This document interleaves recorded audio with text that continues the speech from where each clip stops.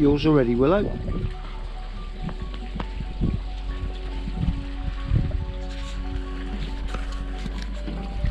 All having a piece of rabbit this morning.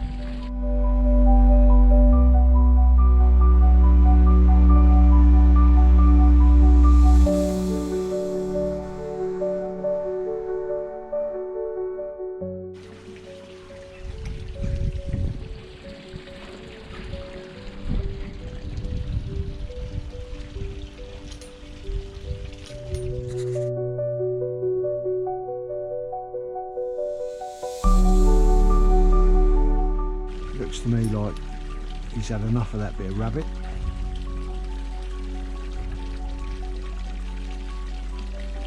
I think what I'll do is I'll thaw him a day old cockerel out, and he'll have that later on, but at the moment he decided he didn't want any more of that, so Chewy's still munching his bit of rabbit, and Willow's just got an extra bonus piece.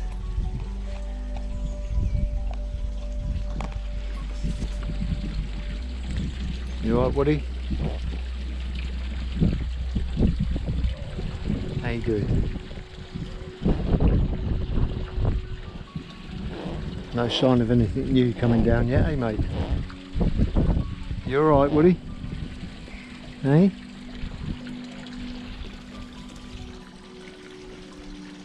That's a wasp.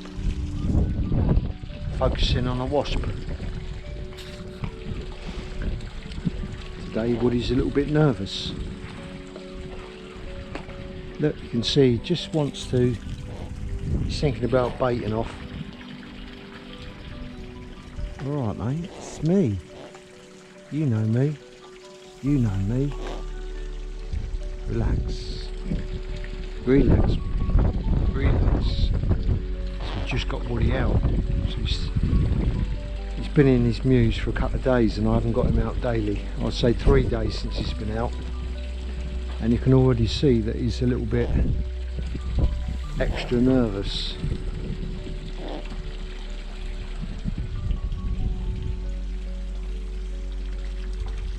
So I'm going to spend a little bit more time with him tomorrow, try and bring that trust back a little bit, but it just doesn't take long. A few days and he starts getting a bit feral.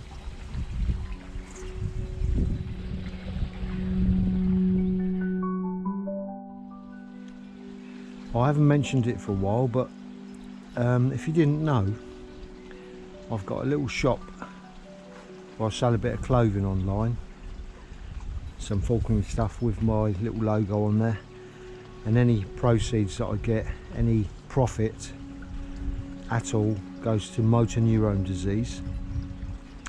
And just like to thank Lily for ordering a few pieces. There's a little picture of Lily, very pleased. She's supporting the channel on motor neurone disease, so thank you, Lily.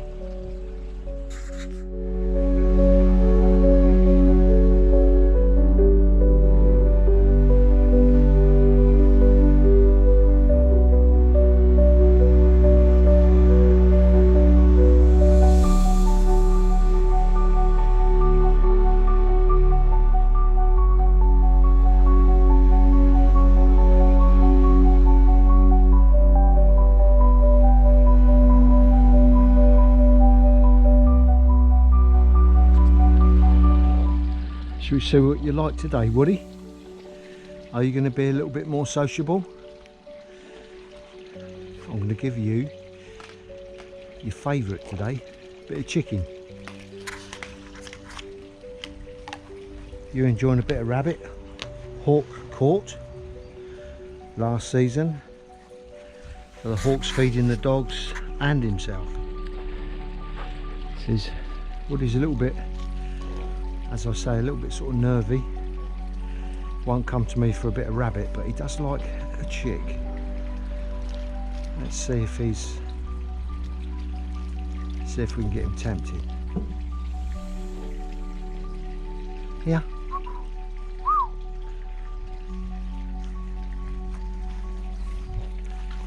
Yeah, Woody. get a taste.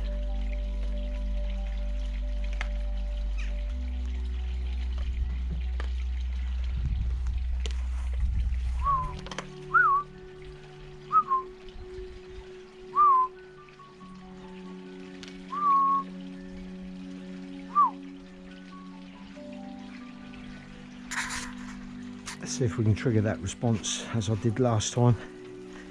He thinks we're getting his food from the fridge in the garage.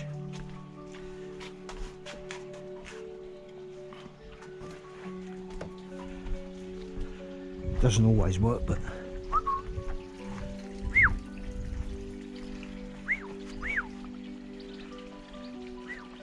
I can see he wants to eat more than he did yesterday, but he's still not totally happy. But if I put that there, I think he's going to eat that.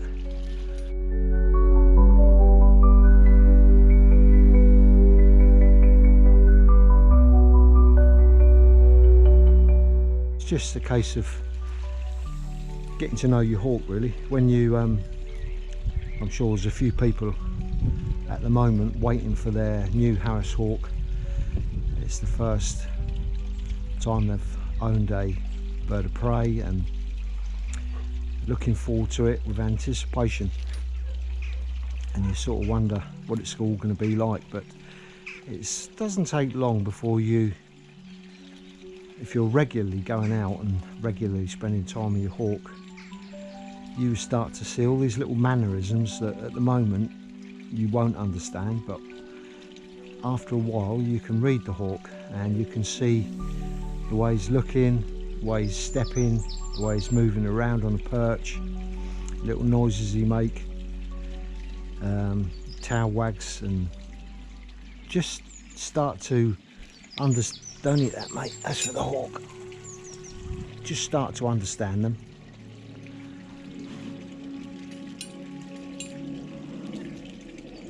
So I've just moved out of the way a little bit now, because sometimes he'll throw that on the floor if I'm close to him when he's not that hungry. The more appetite they get, the more courageous they are. So if I'm too close, he might just throw that on the floor. If he's got a bit more of an appetite, he might have hopped to my fist, and it all works like that.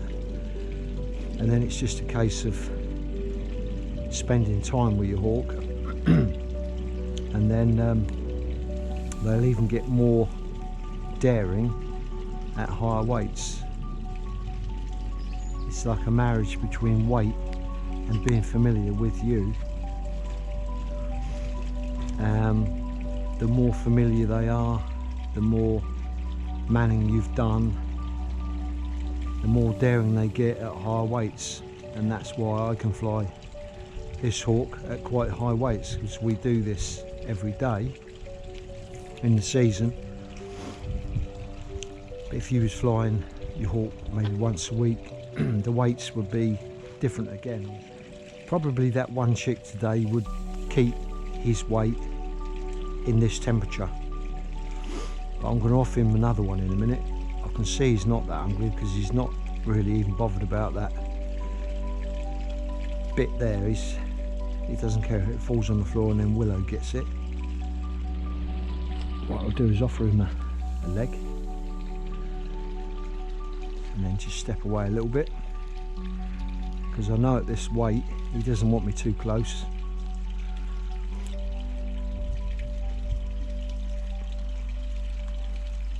And let's see if I can offer it out my glove. And see, he's got that nervousness about him, because his weight is so high, he's not going to do anything. But if his weight was just a little bit lower, he'd have took that out of my hand. You saw he just took a leg out of my hand, but it's just the way their mind works, so you have to sort of read them in that way. And there's all them little details that you will pick up that makes all the difference to the way you operate with your hawk. So he's eating now, as you can see. He's just having a little look about at the moment over there. I'll wait till he starts eating, Then I'm going to move a bit closer.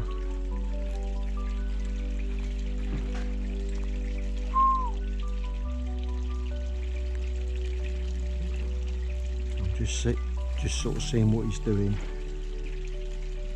with my fingers here. So he's still eating now. Now I could do this again tomorrow. His weight might be up a little bit more and he won't tolerate that. He'll throw that on the floor. But these are little fine details. When you get them down to flying weight, they don't think twice about eating their food, which is what they would do in the wild as their weight drops. So now he's starting to get a little bit jittery and he's all right again now. But he's just having a little thoughtful moment then, almost on a verge of thinking about baiting. But now his mind's gone back, he's settled again, he's eating, the appetite's taken over, and we can come in again now. He's just looking. I know this hawk and I can sort of trust him, but I have had these talons in my thumb a couple of times down the nail bed when I've been out. I think it was the first season I had this hawk, and a bit naive, dropped a bit of food, lifted it up, and he footed the food. See, look, he's not going to take that.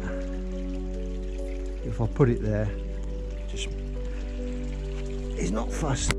He's not fussed. I think I can get him eating by moving away. Basically, he's had enough.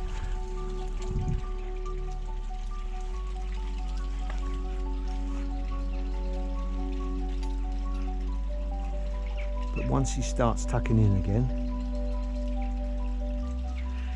I could leave him, but I'm just doing this as an experiment. So I'm moving in again now, and he's just picking. But the mindset of the hawk changes all the time. It's even what you're doing by the minute, basically. If they suddenly have a little moment where they don't want to do something, or they feel a little bit threatened in some way, they just stop completely, and then you've got to work around that. Just stop what you're doing, move away, do it a different way.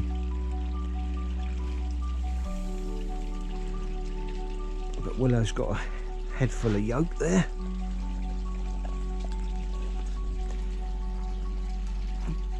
So what we've been up to, well, other than getting the hawk out as much as we can and being very careful, keeping him sort of manned up, not totally but quite manned up. I've been taking the dog out, Willow, training the dog in a different way probably to what he was doing with his last owner that donated him to me, Paul. Very much appreciate the fact that he done that, but we're trying to get the dog working in my way and not the way he was. So I'm going to do a little bit of video of what I've been doing with him, trying to keep him very close, listening to my whistles, and I've changed the whistle pattern a little bit to suit what we're doing. And what I'm doing is getting the dog to work where I point and think about me, as in this is what I want, rather than sometimes being a little bit on his own doing things. So he's had enough of that now, that's for sure. He's at full fat weight, which also, doing this does vary a lot. It's not what I always thought would be. His fat weight would be £1.12.5 or £1.13, and that's what it would be, but it's not, because I've been weighing him. I know that that fat weight goes up and down, which it would if he was in the mews putting food in, because some food amounts, put more weight on, and then he drops a bit. So he's going up and down, sort of 112.5, 113, 113.5, but this is around 130, 112.5, up and down, up and down. And at the moment, I would say he's up at his higher weight now, because of the way he just ate his food. Tomorrow, I'm sure he'll be a little bit more reluctant, or he'll have less appetite, and he might not even eat anything if I put it on his perch. He might want to wait till he's in the mews. So the left hand wing is doing really well. Tail all coming down lovely. Still missing the one deck, which is the 6th one from the left, which he pulled out during the season. But you can see these new decks now. So you can see this new deck here, that's the 7th one from the left, or the 6th one from the right, and these are new. There's a couple of old ones. He has molted another trained feather this morning, or tail feather, so we should start to see a new one starting to come down over the next few days. But yesterday I wouldn't have been able to do this because he was just slightly higher in weight, and every time I was touching him he was getting right aggy with it. So today he was a little bit less in weight, not much, but we're just talking fine balances now to his attitude, and he's allowing me to sort of touch him, not totally over impressed, but that food in that crop hasn't gone down yet, so he's still got the same attitude as when I got him out. But he still feels like he wants a bit of nourishment, so he's turning his back on me now, which is what they do, these Harris hawks, or this one. Anyway, I can see now he's starting to think, and the noises he's making of baiting, so I'm going to leave him now, because if I keep doing this he'll try and bait off, or he wants to bait off but he knows he can't, so he'll just sit there quite nicely. Right Woody, thanks a lot. Let's clean your beak. So whilst Woody's sitting on the perch, I'm going to pop in to his aviary and pick this tail feather up, and I might as well just pick up bits and pieces that he's left. Clean the floor up a bit, change the water, that sort of thing. Here's the one he's just molted out. I've just retrieved it from the mews, or the aviary should I say. Now if you remember at the beginning of the molt, I said I was going to make something out of these feathers, so I'm going to now show you what I've done. Although I haven't made it personally, it was just my idea. So here it is. If you remember at the beginning of the molt, I said I was going to do something with Woody's feathers, and what we've done is made some medieval arrows. I had someone make these as a retirement gift for someone, but we've got Woody's tail, or his train here, and you can see the white there. I'll do some close-up pictures in a minute. But we've made a nice retirement gift from Woody's feathers, to say that although you retire as in a feather, there is life afterwards again. So I'm going to present that today for someone, and it's a lovely gift, I think. It's a retirement to a good friend of mine that I've been training with over the years in some martial arts stuff, and I think he's going to really like them. I'll take a few close-ups in a minute and talk about what the heads are on the end of these medieval arrows, but I'm very pleased with that gift. So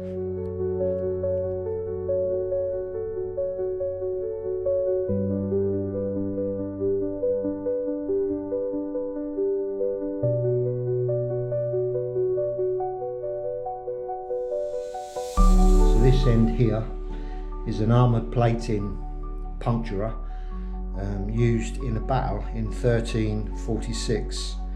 It's called a Henry plate bodkin. Does some serious damage through armoured plate, that one. This one seeks little chinks in the armoury and finds little holes where it can get into the body. And up the other end is a sort of a general purpose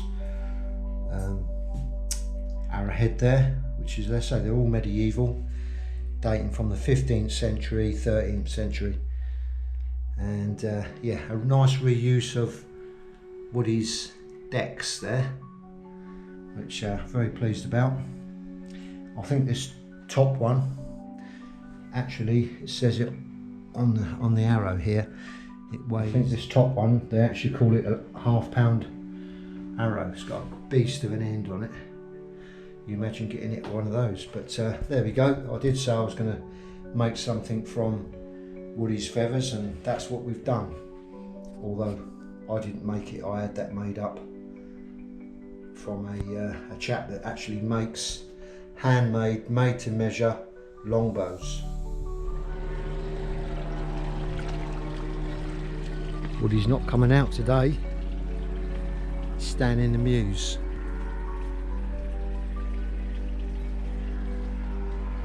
Because of that up there. Power glider. I think he just sees them as a massive bird of prey. He certainly doesn't like them.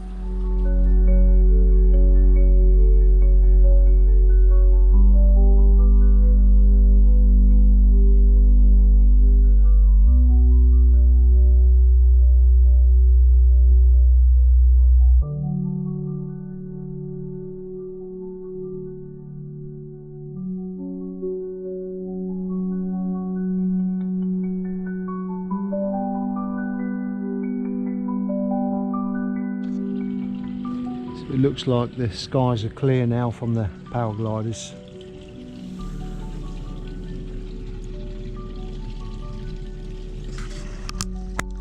But I think Woody's going to be a little bit thoughtful for a while. He'll probably go back in. But I can see him looking around. Every now and again he looks up, as he can see through the netting. I haven't mentioned it for a while, but if you didn't know, I've got a little shop where I sell a bit of clothing online, some falconry stuff with my little logo on there, and any proceeds that I get, any profit at all, goes to motor neurone disease. And just like to thank Lily for ordering a few pieces. There's a little picture of Lily. Very pleased. She's supporting the channel on motor neurone disease, so thank you, Lily. So I'll put a little link in the bottom in the description that goes to the little shop where you will see a few bits of clothing.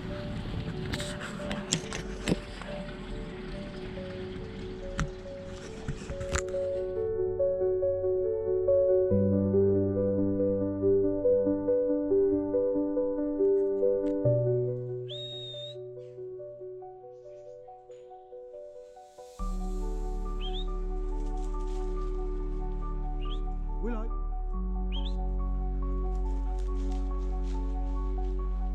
Good girl.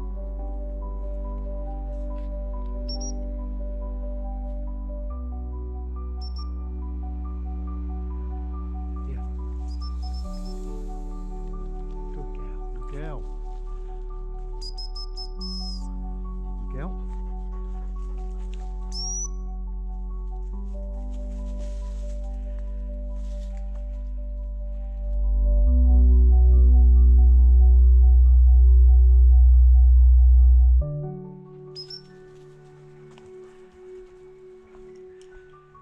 She was good before, but we're just getting her used to doing what we wanted to do to our signal now.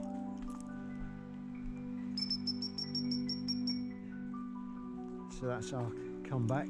Good girl. And 1 for sit. Willow.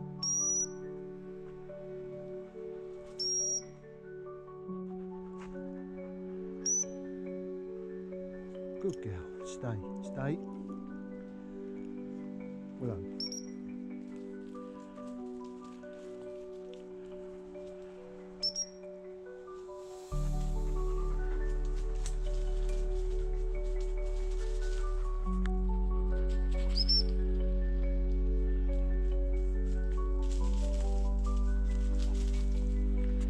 So this is all about just getting the dog to really be a team when we do go out.